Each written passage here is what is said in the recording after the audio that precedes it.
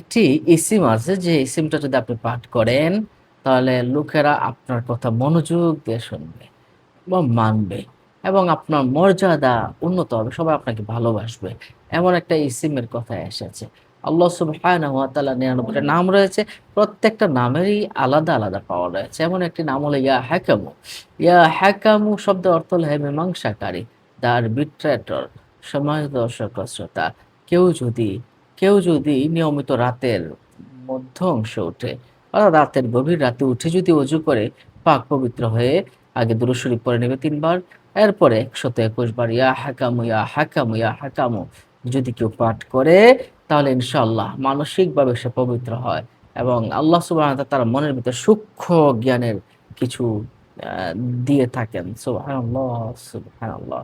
দেখুন, যে ব্যক্তি ইয়া হাকামু এই নামটি সবসময় পাঠ করবে, সে যা কিছু বলবে অন্যরা তা মনোযোগ দিয়ে শুনবে।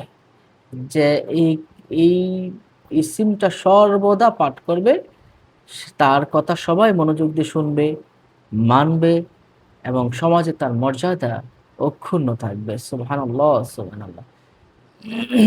জুমার রাতে যদি ইসিমটি পড়তে, পড়তে ইয়া হাকামু এই নামটি পড়তে, পড়তে ঘুমিয়ে পড়েন, আল্লাহ পাক রব্বুল আলামিন তার কলবের ভিতরে ইলহাম এবং গোপন সংবাদ দান করে থাকেন।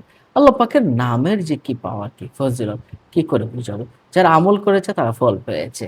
যারা ফল পেয়েছে তারা আমার কাছে অনেকেই ফোন দেয় বা অনেকে কমেন্টে বলে আমি হুজুর ফল পেয়েছি। এবং অহরহ আমলগুলো রয়েছে। আপনারা এই আমলগুলো করবেন। আল্লাহ সুবহানাহু ওয়া তাআলা নিজে তো এই আমলের ব্যাপারে বলেছেন, ওয়ালিল্লাহিল আসমাউল হুসনা ফাদউহু বিহা।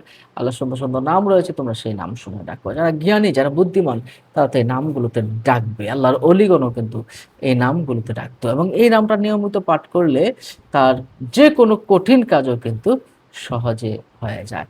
আজ এ পর্যন্ত অন্য জানাতে শেয়ার করে দিন।